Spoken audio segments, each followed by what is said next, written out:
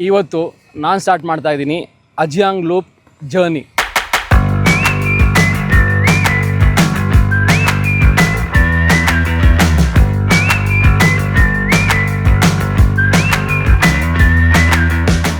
ನಾನು ಜಾಸ್ತಿ ಪ್ಲ್ಯಾನ್ ಮಾಡಿದ್ದಿಲ್ಲ, ಆನ್ ದ ಗೋ ಪ್ಲ್ಯಾನ್ ಮಾಡ್ಕೊಂಡು ಹೋಗೋದು ನಂಗೆ ತುಂಬ ಇಷ್ಟ. ಆ್ಯಕ್ಚುಲಿ ಒಂದು ರಫ್ ಪ್ಲ್ಯಾನ್ ಇದೆ. ಆ್ಯಕ್ಚುಲಿ ನನಗೆ ರಫ್ ಪ್ಲ್ಯಾನ್ ಹೇಳಿದ್ರೆ ವಿಯೆಟ್ನಾಮ್ ಟು ಇಂಡೋನೇಷ್ಯಾ ಸೈಕ್ಲಿಂಗ್ ಮಾಡಬೇಕು ಅಂತ ಫಸ್ಟ್ ರಫ್ ಪ್ಲ್ಯಾನ್. ಸೊ ಯಾವ ರೂಟಲ್ಲಿ ಮಾಡ್ತೀನಿ, ಎಷ್ಟು ದಿನ ಎಲ್ಲಿ ಜಾಸ್ತಿ ನಾನು ತಲೆ ಕೆಡಿಸ್ಕೊಳ್ಳಲ್ಲ. ಸಾಪಾಲಿದ್ದಾಗ ತುಂಬ ಜನ ಅಜಿಯಾಂಗ್ ಬಗ್ಗೆ ಮಾತಾಡ್ತಾಯಿದ್ರು. ಆವಾಗ ಡಿಸೈಡ್ ಮಾಡಿದೆ, ಆಯಿತು ಈಗ ಹೆಂಗಿದ್ದು ನಾನು ಸಾಪಾ ಟು ಅಜಿಯಾಂಗ್ ಹೋಗಿಬಿಡೋಣ, ಅಲ್ಲಿ ಅಜಿಯಾಂಗ್ ನೋಡೋಣ ಅಂತ. ಅಜಿಯಾಂಗ್ ಬಂದುಬಿಟ್ಟು ಇಂಡಿಯಾ ಲಡಾಖ್ ಥರ. ಆ್ಯಕ್ಚುಲಿ ತುಂಬ ಜನ ನಮ್ಮ ಇಂಡಿಯಾದಲ್ಲೇನೋ ಲಡಾಖ್ ಹೋಗ್ಬಿಟ್ಟು ಅಲ್ಲಿ ಬೈಕ್ ರೈಡ್ ಮಾಡ್ತಾರಲ್ಲ. ಸೊ ಒಂದು ಲೂಪ್ ಇದೆ ಡೆಲ್ಲಿಯಿಂದ ಬ್ಯಾಕ್ ಟು ಡೆಲ್ಲಿ. ನಾನು ಮಾಡಿದ್ದೆ ಆ್ಯಕ್ಚುಲಿ 2009 ಮಾಡಿದ್ದೆ. Super journey. ಯಾರೆಲ್ಲ ಐ ಥಿಂಕ್ ಬೈಕರ್ಸ್ ಇರ್ತಾರೆ ಅವರು ಲಡಾಖ್ ಹೋಗ್ತಾರೆ, ಹೋಗಿಲ್ಲ ಅಂದ್ರೂ ಹೋಗಿ ಅಂತ ಹೇಳ್ತೀನಿ.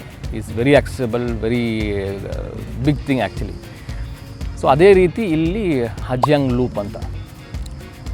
ಸೊ ಅಜಿಯಾಂಗಿನ ಸ್ಟಾರ್ಟ್ ಆಗಿ ಅಜಿಯಾಂಗ್ಗೆ ವಾಪಸ್ ಬರುತ್ತೆ. ಅದೊಂದಷ್ಟು ಒಂದು ಹೈವೇ ಸುತ್ಕೊಂಬರೋ ಅಂತ ಇದು. ಸೊ ಅದು ಮಾಡೋಣ ಅಂತ ಅನಿಸ್ತು. ಬಟ್ ನಾನು ಕೇಳಿದ್ದೆ ಅಂದರೆ ಸೈಕಲಲ್ಲೂ ಮಾಡ್ಬೋದು, it will take lot of time and ತುಂಬ ಸ್ಟ್ರೈನ್ ಆಗುತ್ತೆ.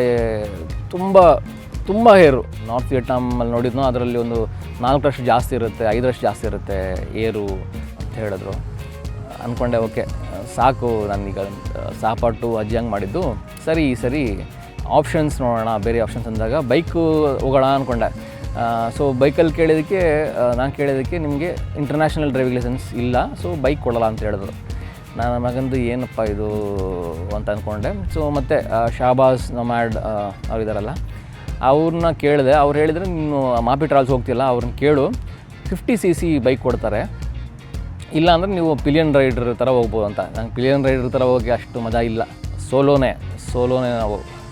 ಸೊ 50cc ಬೈಕ್ ಕೊಡ್ತಾರೆ ಅಂದರು. ಅದು ಕೇಳಿದೆ, ಕೊಡ್ತಾರಂದರು. ಬಿಕಾಸ್ ನನಗೆ ಒನ್ ಥಿಂಗ್ ಇಸ್ ಕಾಸ್ಟು ತುಂಬ ಕಡಿಮೆ ಆಗುತ್ತೆ ಆ್ಯಂಡ್ ಆಲ್ಸೋ ನಮ್ಮ ಟರ್ಮ್ಸಲ್ಲಿ ನಾವು ಹೋಗ್ಬೋದು, ಎಲ್ಲಿ ಬೇಕಾ ಹೇಳ್ಕೊಬೋದು, ಎಲ್ಲಿ ಬೇಕಾ ಫೋಟೋ ತೊಗೊಬೋದು, ಆರಾಮಾಗಿರ್ಬೋದು. ದಟ್ಸ್ ಹೌ ನನ್ನ ಜರ್ನಿ ನನ್ನ ಟ್ರಾವೆಲ್ ಇಷ್ಟಪಡೋದು.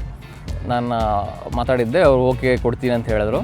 ಹಿಂದಿನ ಸಂಜೆ ನೀನು ಬೆಳಗ್ಗೆ ಹೋಗಿ ಪರ್ಮಿಟ್ ತೊಗೊಬೇಕು, ಯಾಕಂದರೆ ನೀನು ಬಾರ್ಡ್ರ್ ಹೋಗ್ತೀಯಾ, ಚೈನಾ ಬಾರ್ಡ್ರಿಗೆ ಅಂತ ಹೇಳಿದ್ರು. ಈ ನನ್ನ ಮಕ್ಕಳು ಅವರೇ ಮಾಡಿಸ್ಬೋದಲ್ಲ ಅಂತ ಅನಿಸ್ತು, ಬಟ್ ನಾವೇ ಹೋಗಿ ತೊಗೊಬೇಕಂತೆ.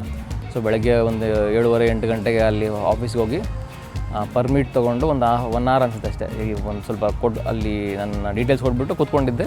ಪರ್ಮಿಟ್ ಕೊಟ್ಟರು. ಪರ್ಮಿಟ್ ತೊಗೊಂಡು ಬಂದರೆ ನಂದು ATMದು ಸಾರ್ಟ್ ಔಟ್ ಆಗೇ ಇಲ್ಲ ಆ್ಯಕ್ಚುಲಿ. ಸೊ ನನಗೆ ಈಗ ಇದನ್ನ ಗೊತ್ತಾಗಿದ್ದು, ಓಕೆ ಈ ಥರ ಆ್ಯಪ್ ಇದೆ, ಅದನ್ನು ಯೂಸ್ ಮಾಡಿದ್ರೆ ನೀನು ಡೈರೆಕ್ಟಾಗಿ ನಿನ್ನ ಬ್ಯಾಂಕಿಂದ ಇಲ್ಲಾಂದರೆ ಕ್ರೆಡಿಟ್ ಕಾರ್ಡಿಂದ ಇದಕ್ಕೆ ಆ್ಯಪ್ ಟ್ರಾನ್ಸ್ಫರ್ ಮಾಡ್ಬೋದು, ಆ್ಯಪಲ್ಲಿ ಪ್ಲೇ ಮಾಡ್ಬೋದು ಅಂತ.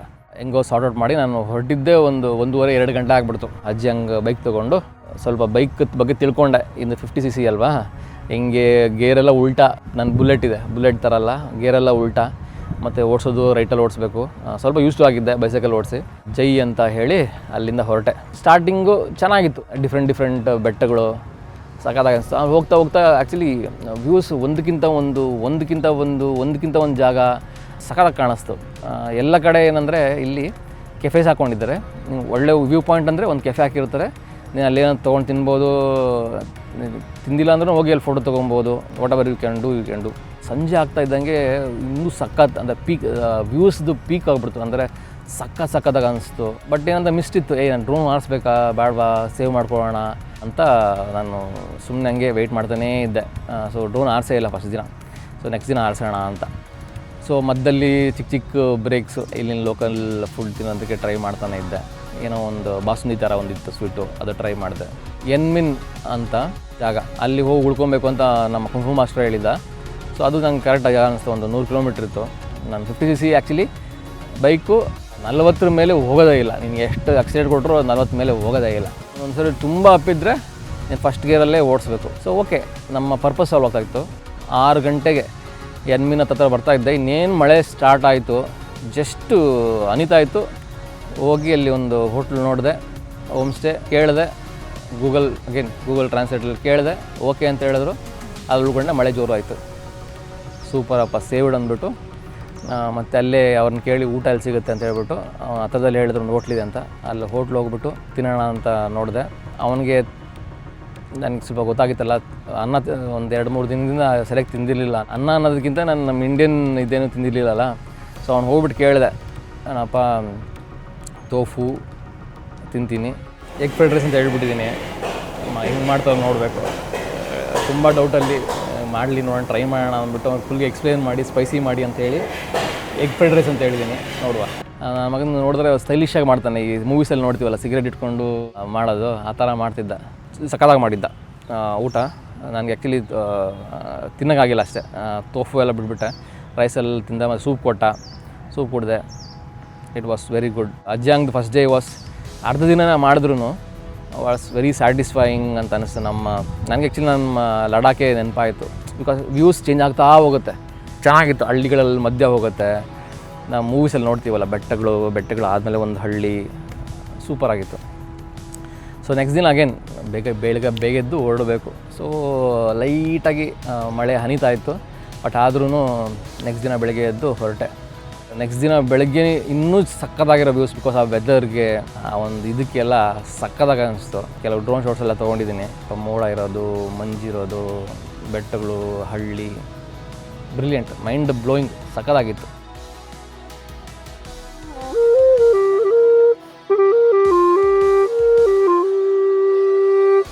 ಈಗಿರೋ ವೆದರ್ಗೆ, ನಾನಿರೋ ಜಾಗಕ್ಕೆ ಮತ್ತು ನಾನು ಹಾಕಿರೋ ಜಾಕೆಟ್ಗೆ ಒಂದು ಸಾಂಗ್, ಒಂದು ಮ್ಯೂಸಿಕ್, ನನಗೆ ಫೇವ್ರೇಟ್ ಮ್ಯೂಸಿಕ್ಕು ನಂಗೆ ತುಂಬ ನೆನಪಾಗ್ತಿದೆ. ಇದು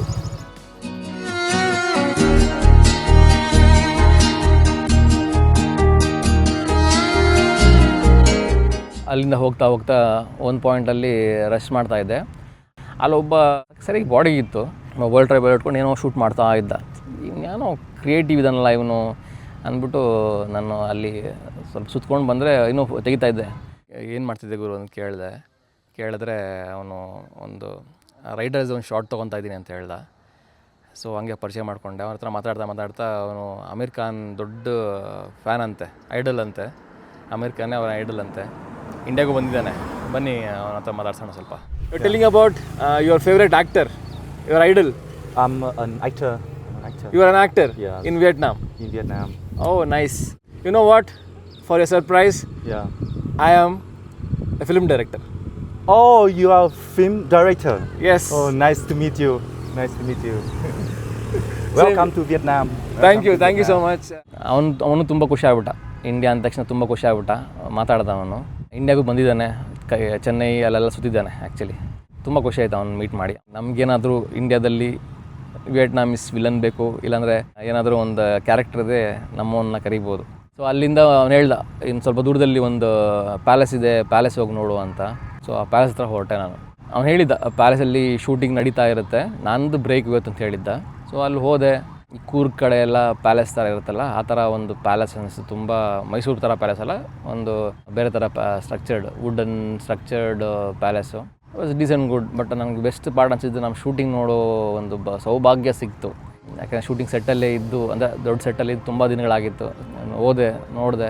ಬಟ್ ಅಗೇನ್ ನಾನು ಶೂಟ್ ಮಾಡ್ತಾಯಿದ್ದೆ, ಅವ್ನು ಬಂದುಬಿಟ್ಟ. ಮೋಸ್ಟ್ಲಿ ಏಡಿ ಅನಿಸುತ್ತೆ, ನೋ ಶೂಟಿಂಗ್ ಅಂತ. ಸರಿ ಬಿಡುಗರು, ನಾವು ಅದೇ ಮಾಡಿದ್ದು ಅಂದ್ಬಿಟ್ಟು ಸೊ ಅಲ್ಲಿಂದ ಹೊರಟು ನಾನು ಈಗ ಚೈನಾ ಬಾರ್ಡ್ರಿಗೆ ಹೋಗಬೇಕು ಅಂತಿತ್ತು ಆ್ಯಕ್ಚುಲಿ.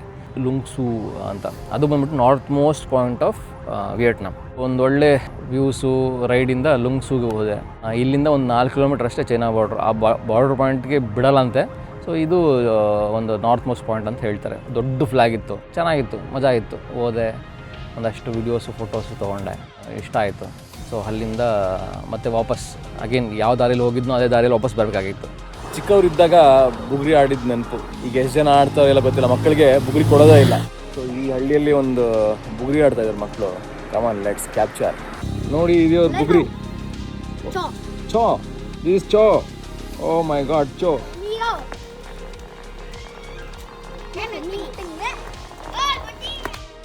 ಮಧ್ಯಾಹ್ನ ಒಂದು 3 ಗಂಟೆ 4 ಗಂಟೆವರೆಗೂ ನಿಮಗೆ ಮ್ಯಾಕ್ ವಾಕ್ ಅಂತಿದೆ ಜಾಗ. ಅಲ್ಲಿವರೆಗೂ ನಿಮಗೆ ಸೂಪರ್ ವ್ಯೂಸೇ ಇದೆ. ಆ್ಯಕ್ಚುಲಿ ಚೆನ್ನಾಗಿದೆ. ಅಲ್ಲಾದಮೇಲೆ ಆ್ಯಕ್ಚುಲಿ ಎಂಡ್ ಆಗಿಬಿಡುತ್ತೆ, ಅಂದರೆ ರಿಪೀಟೇಟಿವ್ ಇರುತ್ತೆ, ಇಲ್ಲಾಂದರೆ ಅಷ್ಟು ಮಜಾ ಅನಿಸಲ್ಲ. ಸೊ ಅಲ್ಲಿವರೆಗೂ ಚೆನ್ನಾಗಿತ್ತು. ಆಮೇಲೆ ಎಲ್ಲಿ ಉಳ್ಕೊಳ್ಳೋದು ಅಂತ ನೋಡಿದಾಗ ಮಾಧುವಾ ಅಂತೇನೋ ಒಂದು ಜಾಗ ಇತ್ತು. ಸೊ ಅಲ್ಲಿ ಹೋಗಿ ನಾನು ನೈಟು ಒಂದು ಹೋಮ್ ಸ್ಟೇ ತೊಗೊಂಡು ಸ್ಟೇ ಆದೆ. ಸೊ ಓವರಾಲ್ ಸೆಕೆಂಡ್ ಡೇ ಕೂಡ ವೆರಿ ವೆರಿ ಸ್ಯಾಟಿಸ್ಫೈಯಿಂಗ್. ಅಜಿಯಾಂಗ್ ಲೂಪ್ ನಾನು ರಿಯಲ್ ಅಜಿಯಾಂಗ್ ಲೂಪ್ ನೋಡಿದ್ದು ಸೆಕೆಂಡ್ ಡೇ. ಫಸ್ಟ್ ಡೇನೂ ಹಾಫ್ ಡೇ ನೋಡಿದ್ದೆ, ಬಟ್ ರಿಯಲ್ ನೋಡಿದ್ದು ಸೆಕೆಂಡ್ ಡೇ. ತುಂಬ ಖುಷಿ ಆಯಿತು. ಐ ಥಿಂಕ್ ನಾನು ಹೇಳೋದು ಪ್ರತಿಯೊಬ್ಬ ರೈಡರ್ಸ್ಗೆ, ಯಾರ್ಯಾರು ರೈಡ್ಸ್ ಮಾಡ್ತೀರಾ ಇಂಡಿಯಾದಲ್ಲಿ ರೆಗ್ಯುಲರಾಗಿ, I think Vietnam is very cheap country, it's very affordable.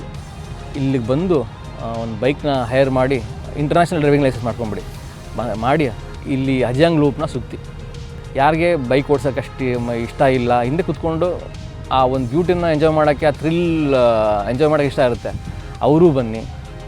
ಎರಡು ಆಪ್ಷನ್ಸ್ ಇರುತ್ತೆ, but definitely must do in once Riders life ಅಂತ ನಾನು ಹೇಳ್ತೀನಿ. ನಾನು ನೋಡಿರೋ ಒಂದು ಇದರಲ್ಲಿ ಡೆಫಿನೆಟ್ಲಿ ಮಾಡಿ, ಚೆನ್ನಾಗಿರುತ್ತೆ, ಮಜಾ ಬರುತ್ತೆ, ಖುಷಿಯಾಗುತ್ತೆ. ನೀವೇ ಹೇಳ್ತೀರಾ ಏನು ಸಜೆಸ್ಟ್ ಮಾಡಿದ್ದೆ ಗುರು ಅಂತ. ಮಾಡಿ. ಸೊ ಡೇ 3 ಏನು ಹತ್ರ ಬಂದಿದೆ ಅಂತ ಅನಿಸ್ತು, ಬಟ್ ನಾನು ಡೇ 3 ಏನು ಮಾಡಿದ್ನೋ ಗೊತ್ತಿಲ್ಲ, ಯಾವ ದಾರಿ ಹಿಡಿದ್ನೋ ಗೊತ್ತಿಲ್ಲ. ಗೂಗಲ್ ಮ್ಯಾಪ್ಸು ಅವ್ರು ಕೊಟ್ಟಿದ್ದ ಮ್ಯಾಪು ಎಲ್ಲ ಮಿಕ್ಸ್ ಆಗಿಬಿಟ್ಟು ಒಂದು ಕೆಟ್ಟ ದಾರಿಗೆ ಬಂದೆ ನಾನು. ಒಂದು ಎಷ್ಟು ಕೆಟ್ಟ ದಾರಿ ಅಂತ ಹೇಳಿದ್ರೆ, ನದಿ ಪಕ್ಕದಲ್ಲಿ ಹರಿತಾ ಇದ್ದರೆ ಇಲ್ಲೊಂದು ರೋಡ್ ಇದೆ, ಆ ರೋಡ್ ಕೂಡ ನದಿ ಥರನೇ ಇದೆ, ಫುಲ್ ಕಲ್ಲುಗಳು. But okay, this is part of ಹೇಳಿದ್ನಲ್ಲ, ಎಲ್ಲ ಒಂದು ಮಿಸ್ ಆದ್ರೇ ನೆನಪಲ್ಲಿ ಉಳಿಯೋದು. ಬಟ್ ಒಂದು ಪಾಯಿಂಟಲ್ಲಿ ಒಂದು ಫಾಲ್ಸ್ ಬಂತು, ರೋಡಲ್ಲೇ ಒಂದು ದೊಡ್ಡ ಫಾಲ್ಸು, ಸಕ್ಕತ್ತಾಗಿ ಅನಿಸ್ತು. ಸ್ನಾನ ಮಾಡೋಣ ಅಂತ ಅಂದ್ಕೊಂಡಿದ್ದೆ, ಈಗ ತಾನೇ ಸ್ನಾನ ಮಾಡಿ ಮತ್ತೆ ಸ್ನಾನ ಮಾಡೋಕ್ಕೆ ನಂಗೆ ಮನಸ್ಸಾಗಿಲ್ಲ. ಸಕ್ಕತ್ತಾಗಿತ್ತು ವಾಟರ್ ಫಾಲ್ಸ್. ಮೋಸ್ಟ್ಲಿ ಆ ವಾಟರ್ ಫಾಲ್ಸ್ ನೀನು ನೋಡಲಿ ಅಂತಲೇ ಆ ದಾರಿ ಅಂತ ಅನಿಸ್ತು. ಸೊ ಇನ್ನೊಂದು 36 ಕಿಲೋಮೀಟ್ರು ಅಜಿಯಾಂಗ್ಗೆ. ಸೊ ಯಾರೋ ಹಳ್ಳಿಯವ್ರು ಹೋಗ್ತಾವ್ರೆ.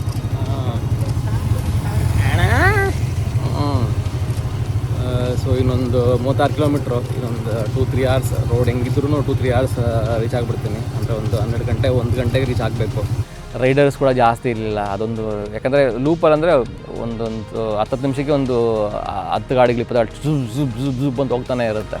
ಸೊ ಆಮೇಲೆ ಡಿಸೆಂಟ್ ಗುಡ್ ವ್ಯೂಸ್. ನನ್ನ ವ್ಯೂಸ್ ತುಂಬ ಗ್ರೇಟ್ ಇತ್ತು 3rd ಡೇ ಅಂತ ಹೇಳಲ್ಲ. ನಾನು ಹೇಳೋದು ನಾರ್ತ್ ಬೆಲ್ಟಲ್ಲಿ ಅಜಿಯಾಂಗ್ ಲೂಪಲ್ಲಿ ಏನಿದೆಯಲ್ಲ, those are the best views actually. ಅಲ್ಲೇ ಅಷ್ಟು ಮಾಡಿದ್ರು ಸಾಕು ಅನಿಸುತ್ತೆ ನನಗೆ. ಏನಿಲ್ಲ ಒಂದು 12ವರೆಗೆಲ್ಲ ವಾಪಸ್ ನನ್ನ ಮಾಪ್ಯಾಡ್ ಬಿಸ್ನೆಸ್ಗೆ ಆಧಾರ ಆಗಿಬಿಟ್ಟೆ.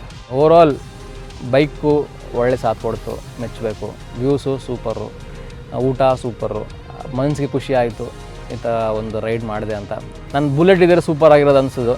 ಬುಲೆಟ್ ಇಲ್ಲ ಅಂದ್ರೂ ಏನು ಈ ಪ್ರಾಬ್ಲಮ್ ಇಲ್ಲ. ಈ ಬೈಕಲ್ಲಿ ಕೂಡ ತುಂಬ ಚೆನ್ನಾಗಿ ಆಯಿತು ಅಂತ ನನಗೆ ಅನಿಸಿದ್ದು. ಸೊ ನಾನು ಬರ್ತಾನೆ ನಾನು ಹೇಳ್ದೆ ಇರಬೇಕು ಇರಬಾರ್ದು ಅಂತ ನಾನು ಜಾಸ್ತಿ ತಲೆ ಕೆಡಿಸ್ಕೊಂಡಿರಲಿಲ್ಲ.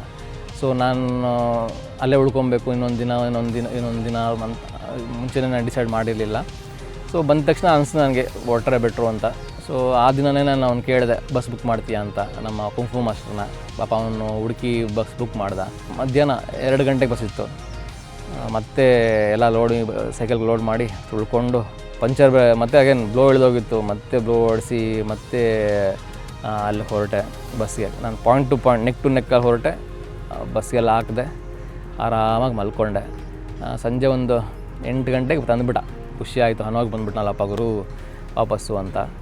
ಅಜಿಯಾಂಗಿಂದನೂ ತುಳಿಬೋದಾಗಿತ್ತು, ಬಟ್ ಹೇಳ್ದನಲ್ಲ ನಂದು ಡಿಸಿಷನ್ಸು ಇಟ್ಸ್ ನಾಟ್ ರೆಸ್ಟ್ರಿಕ್ಟೆಡ್ ಅಲ್ಲ. ಇದು ಹಿಂಗೆ ಮಾಡಬೇಕು ರೂಲ್ಸ್ ಇರಲ್ಲ. Because that's how I am. ಬಸ್ಸಲ್ಲಿ ಬರೋಕ್ಕೆ ಇಷ್ಟ ಆಯಿತು, ಬಸ್ಸಲ್ಲಿ ಬಂದೆ ಅಷ್ಟೇ. ಬಸ್ಸಲ್ಲಿ ಬಂದೆ, ಬ್ಲೋ ಎಲ್ಲ ಎಳೆದೋಗ್ಬಿಟ್ಟಿದೆ. ಸರ್ ಬ್ಲೋ ಎಳೆದು ಹೋಗ್ತೀನಿ, ಆ ನಾಸಲ್ ಪಿನ್ ಇರುತ್ತಲ್ಲ ಟಪ್ ಆಗ್ಬಿಡ್ತು. ನನ್ನ ಮಗನ ಒಂದು ಅರ್ಧ ಗಂಟೆ 3/4 ಗಂಟೆ ನಾನು ಏನು ಮಾಡೋದು ಗೊತ್ತಾಗಿಲ್ಲ. ಎಲ್ಲಿ ಹೋಗ್ಬೇಕು, ಇನ್ನೂ ನಾನು ಬರೋ ಜಾಗಕ್ಕೆ ಒಂದು 10 ಕಿಲೋಮೀಟ್ರ್ ಇದೆ. ನಾನು ಒಂದು ಹೋಮ್ ಸ್ಟೇ ಬುಕ್ ಮಾಡಿದ್ದೆ, 10 ಕಿಲೋಮೀಟ್ರ್ ಹೆಂಗೆ ಬರೋದು. ನಾನು ಕೆಲವು ಗ್ರೂಪ್ಸಲ್ಲೆಲ್ಲ ಹಾಕಿದೆ, ಏನು ಮಾಡಬೇಕು ಗೊತ್ತಾಗಿಲ್ಲ. ಸೊ ಅಲ್ಲಿ ಪಾಪ ಒಬ್ಬ ಕ್ಯಾಬ್ ಡ್ರೈವರು ಗೂಗಲ್ ಟ್ರಾನ್ಸ್ಲೇಟ್ ತೋರಿಸಿದ್ದಾರೆ ಆಗ್ಬಿಟ್ಟಿದೆ ಏನು ಮಾಡೋದು ಅಂತ. ಸೊ ಅವನು ಕ್ಯಾಬ್ ಬುಕ್ ಮಾಡಿದೆ. ಆ್ಯಕ್ಚುಲಿ ನನ್ನ ಕ್ಯಾಬ್ ಬುಕ್ ಮಾಡಿ 7 ಸೀಟರ್ ಕ್ಯಾಬ್ ಬುಕ್ ಮಾಡು ಅದೆಲ್ಲ ಹಿಂದೆ ಹಾಕೋಬೋದು ಅಂತ ಅವ್ನು ಬುಕ್ ಮಾಡ್ದೆ. ಬುಕ್ ಮಾಡಿದವನು ಬಂದ. ಅವನು ಪಾಪ ಹುಡುಗ ಯಾರೋ ಏನೂ ಮಾತಾಡಿಲ್ಲ. ಓಕೆ ಗಿವ್ ಮಿ 200,000 ಡಾಂಗ್ಸ್ ಅಂತ ಹೇಳಿದೆ. ನಾನು ಓಕೆ ಅಂತ ಹೇಳಿದೆ. ಬಂದು ನಮ್ಮ ಹೋಮ್ ಸ್ಟೇ ಹತ್ರ ಬಿಟ್ಟ. ಹೋಮ್ ಸ್ಟೇ ಹತ್ರ ಒಂದು 100 ಮೀಟ್ರ್ ದೂರ ಬಿಟ್ಬಿಟ್ಟಿದ್ದ. ಮತ್ತೆ ಲಗೇಜಲ್ಲಿ ಇಳಿಸ್ಬಿಟ್ಟಿದೆ. ಮತ್ತೆ ಬೈಕ್ ಹಾಕ್ಕೊಂಡು ಅದು ಪಂಚರ್ ಬೇರೆ ಆಗಿತ್ತಲ್ಲ, ಅದ್ರ ಮೇಲೆ ಓಡ್ಸೋಕ್ಕಾಗಿಲ್ಲ. ಅದನ್ನು ಹಿಂದಿ ಚಕ್ರ ಮೇಲೆ ಎತ್ತಿ ತೊಗೊಂಡೋಗಿ ಹೋಮ್ ಸ್ಟೇಗೆ ಬಂದೆ. Home stay is decent good, ಚೆನ್ನಾಗಿದೆ. ಸೊ ಅಲ್ಲಿ ನಮ್ಮ ಎಂಡ್ ಆಫ್ ಒಂದು ಅಜಿಯಾಂಗ್ ಜರ್ನಿ ಆಯಿತು. ಹನೋಯಲ್ಲಿ ಬಂದು ನಾವು ಸೆಟ್ಲ್ ಆದ್ವಿ.